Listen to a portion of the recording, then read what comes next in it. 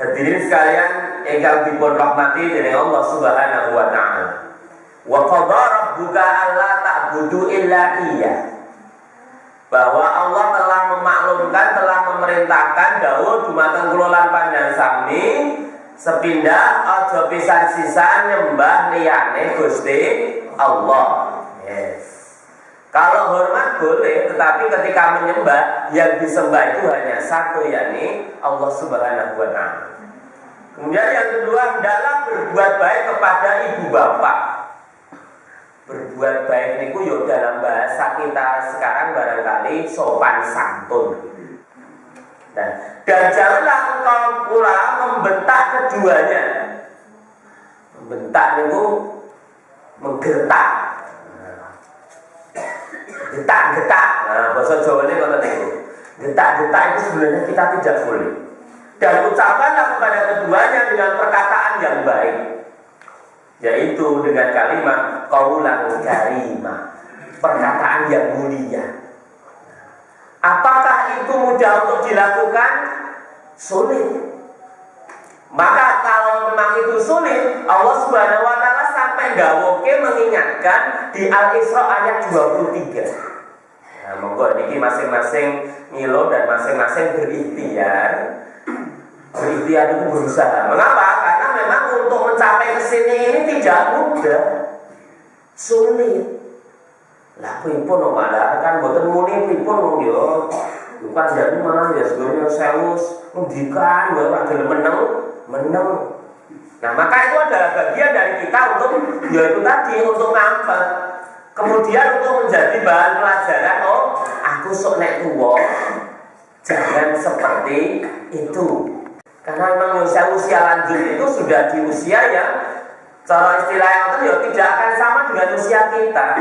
Pisan ku yo matuk. Nek ora matuk itu wis ngoten niku jenenge yo besok yang nek gak matuk niku yo wis kudu akeh. Nggih, kudu akeh ngendikan. Maka kemudian kita harus jembari hati di situ itu. Luar biasa. Tapi apa? Kita tidak boleh dengan perkataan yang tidak baik. Maka dikatakan ya wa qul lahuma qaulan karimah. Dan katakanlah kepada keduanya dengan perkataan yang mulia, perkataan yang baik. Senajan mohon maaf, nang kene yo rada gitu. Tetapi kita bagian dari ngamalke Al-Qur'an qaulan karimah. Itu di Al-Isra ayat 23. Hendaklah kita ini berbuat baik kepada kedua orang tua, diutamakan yaitu siapa? Ibunya. Karena ibunya itu yang telah mengandung kita dalam keadaan lemah yang bertambah-tambah.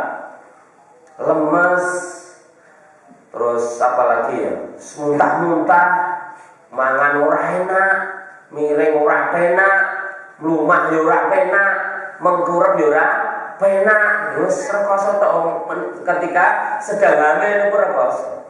Bagi saudara-saudara kita yang keadaan hamilnya normal-normal saja, bersyukurlah. Ada sebagian teman kita itu nek hamil teler tenan.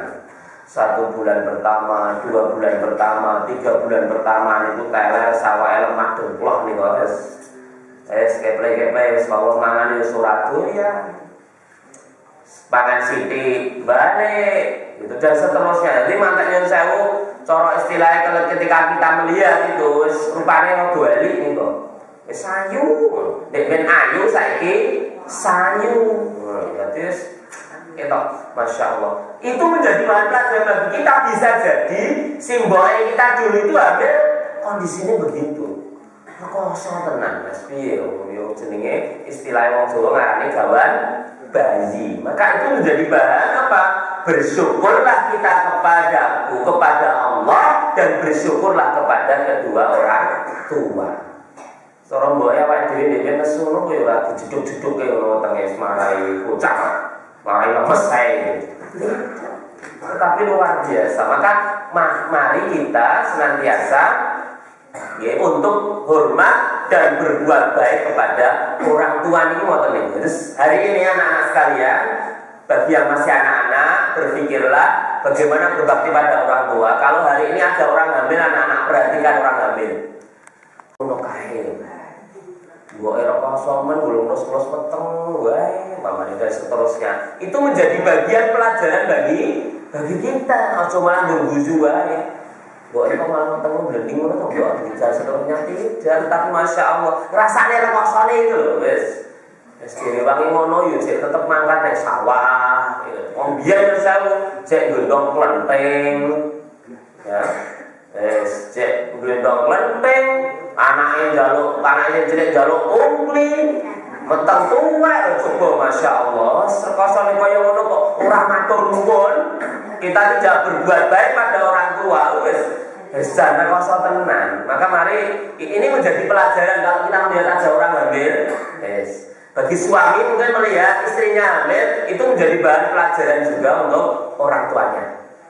Atau anak yang melihat ibunya hamil menjadi bahan pelajaran betapa rekoso tenan simbokku dan seterusnya. Maka kita harus senantiasa berbuat baik dengan kalimat, salah satunya adalah wa qul lahuma qaulan karima, dan jangan taqul lahuma uffin. Janganlah engkau mengatakan dengan perkataan yang menyakitkan hati orang tua. Kemudian di dalam salah satu hadisnya Rasulullah Shallallahu Alaihi Wasallam ngendikaken, sesungguhnya Allah telah mengharamkan atas kalian sikap durhaka kepada para ibu, menahan dan meminta dan mengubur hidup-hidup anak-anak perempuan. Allah juga memakruhkan untuk kalian omong kosong atau gosip, banyak bertanya dan menyia-nyiakan harta. Nah, ini Allah Subhanahu wa taala mengharamkan kita melakukan sikap durhaka kepada ibu, juga kepada orang tua. Maka ini adalah menjadi bagian dari apa yang diajarkan oleh Allah, apa yang diajarkan oleh Rasulullah Muhammad Sallallahu Alaihi Wasallam. Jadi sekalian yang dirahmati oleh Allah, kita ini tidak akan bisa membalas budi orang tua. Tidak bisa membalas budi orang tua. Hanya dikatakan oleh Rasulullah, kecuali kalau salah satu waktu anak mendapati seorang ayahnya menjadi budak, kemudian ia membelinya, kemudian memerdekakannya, itu baru setimpal. Ya, zaman sekarang kan awak dia tidak bisa menemukan seperti itu. Tetap, makanya kita tidak mungkin membalas budi, meskipun mohon maaf yang kita lakukan mungkin luar biasa. Ini tidak bisa membalas budi. Wes, neng ngene simbok saja awak dhewe itu. Disusoni simbok itu berapa tahun? Wes, ada yang 2 tahun. Ada yang 2 tahun bujul. Sampai 3 tahun ujek mentil ya maksud-maksud. Ada. Coba kalau kita hitung dalam 1 hari kita, bagi mereka teman-teman kita yang sudah terbiasa dengan minum susu formula, kita hitung coba. Susu formula itu 300 gram itu hanya bisa digunakan berapa hari. Nah, awak dhewe nyusoni susu kepada ibu kita 2 tahun coba. Berapa puluh juta yang diperlukan untuk nyusoni kita. Ini umpamanya kita membelikan susu formula. Itu saja kita tidak bisa membalas, apalagi dengan balasan-balasan yang lain.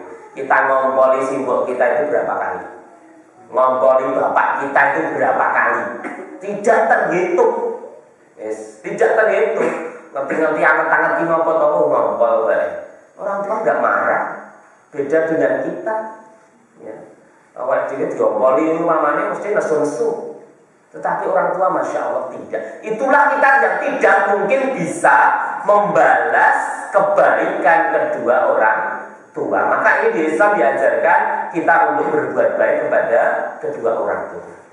Wahai Rasulullah, apakah masih ada pada diriku kewajiban berbakti kepada kedua orang tuaku sepeninggal mereka berdua? Nek wong tuane wis meninggal dunia, apakah saya masih ada kewajiban untuk berbakti kepada keduanya ya Rasulullah?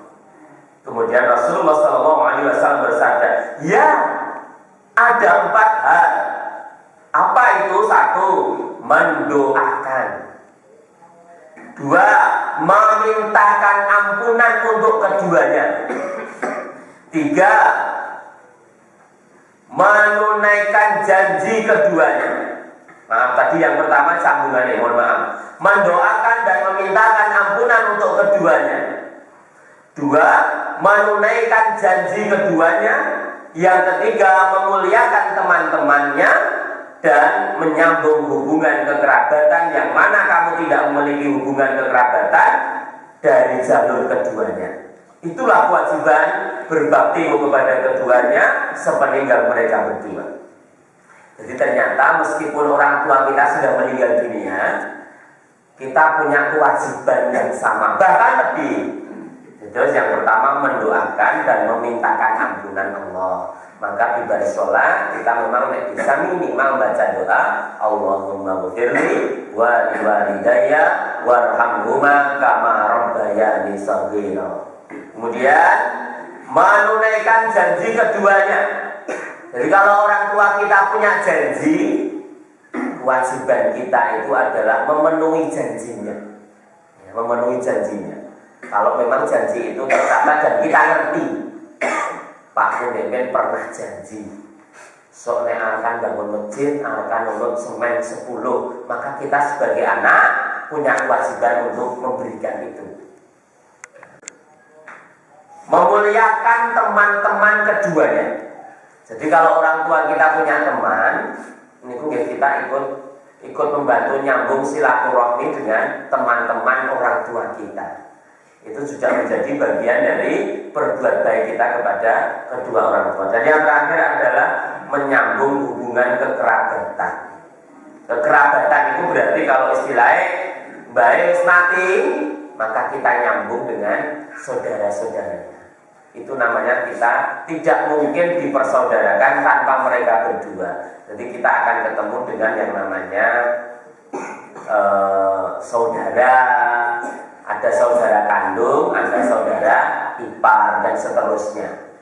Jadi kalau kita memang dijauhi oleh orang tua, taat. Kalau ada yang dilarang oleh orang tua, ya kita taat. Selagi nopo yang diperintahkan, yang dilarang itu tidak bertentangan dengan syariat Islam. Nek memang bertentangan, ya kita wajib menolak. Menolaknya pun tidak boleh dengan kata-kata yang kasar, dengan yang halus. Contoh, umpamane kita itu kan bagi laki-laki ada sunnah untuk sunat. Ngerti besok rasa sunat. Ya. Kalau memang itu bertentangan dengan syariat, ya kita mungkin dalam hal itu rasa ragu. Terus menang bae ngerti-ngerti kapan boleh tukang sunat dhewe umpamane. Ya, itu kan tidak apa-apa. Tetapi apa? Kita tidak boleh membantah dengan kalimat yang tidak baik. Atau orang tua kita melarang hal-hal yang sifatnya syariah.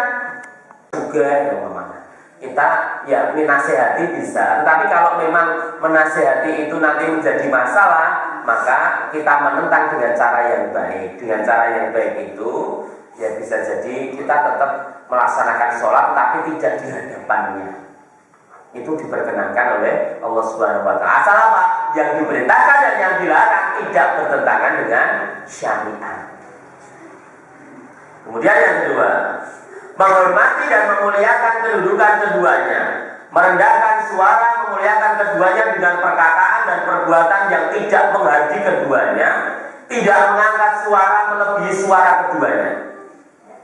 Nah, ini sing rada repot, memang tidak melebihi suara dari keduanya. Dan itu kita sudah memasuki usia, mohon maaf kalau pendengaran sudah berkurang. Orang repot ini ya, nek ora banter, orang krungu, nek banter.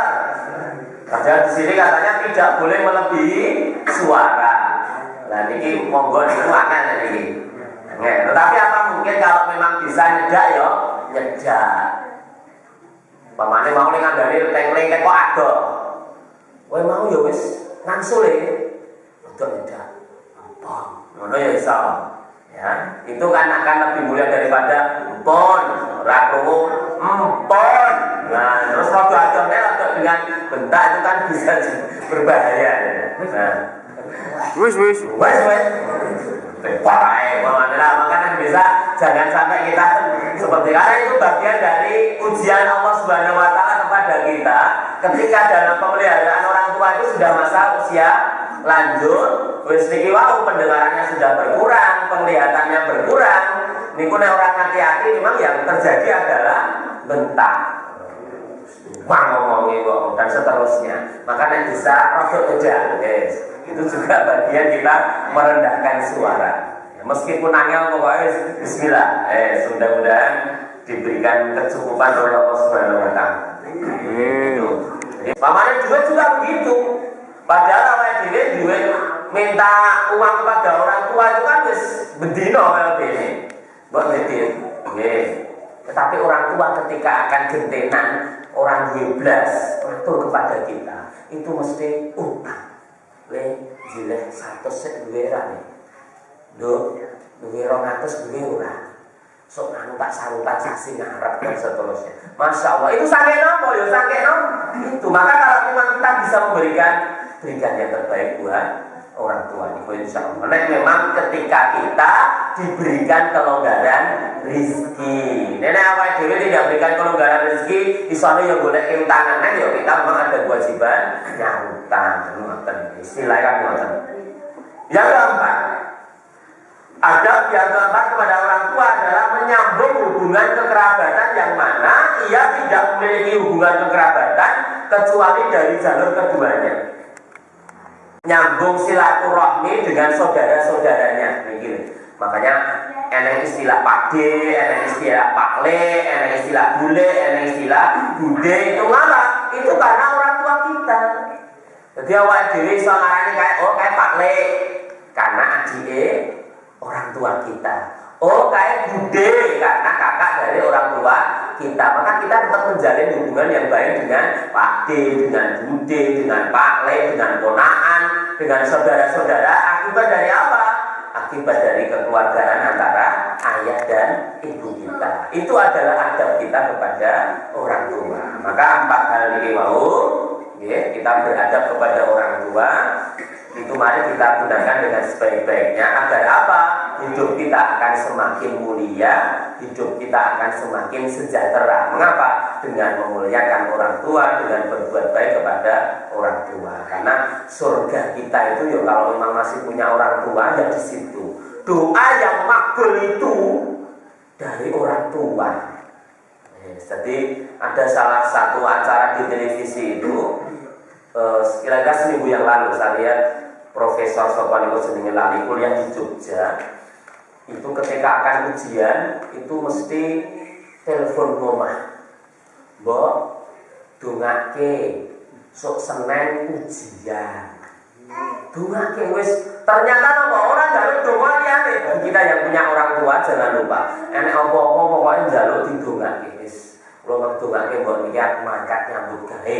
Muga-muga dalam rezekiku lancar, berkah, selamat wilujeng mulih neh. Mula gerakan mangkat pamit. Sing punya orang tua pamit. Mangkat sik, Mbok. Mangkat sik, Pak. Melampah riyin dan seterusnya. Nah, itu adalah bagian dari adab kita. Nah, maka ini seorang jadi profesor itu salah satunya dari situ. Jadi awal dhewe ndonga ora sado-ado. Rasane ndi-ndi kalau memang kita masih punya orang tua, mintalah doa orang tua karena keikhlasan doa orang tua itu akan membawa kebaikan bagi anak-anaknya.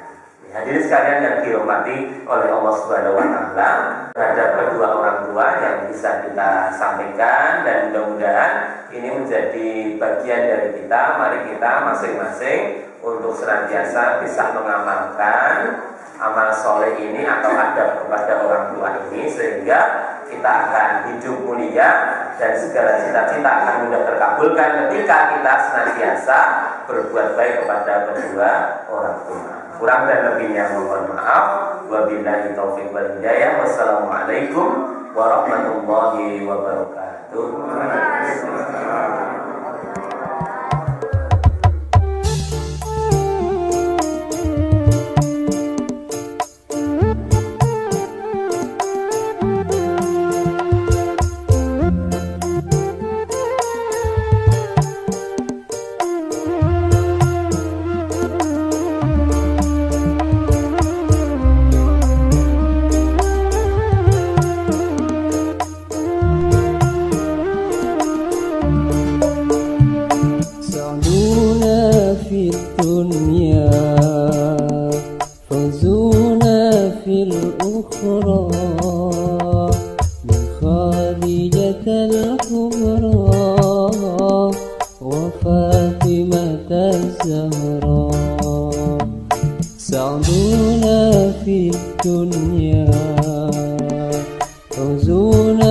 في الأخرى